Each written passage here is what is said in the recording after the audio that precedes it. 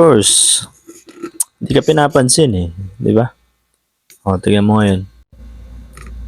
Ang hirap kasi homies sa mga babae if you're always available, no? Lagi ka nandyan para sa kanila. Parang na take advantage, hindi, taken for granted ka, no? Parang binabaliwala ka lang pag lagi kang available para sa kanila. So, pakita mo rin minsan na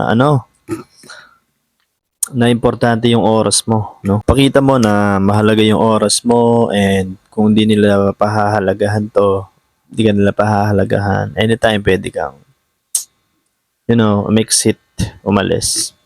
Yun lang, homies. Sayonara.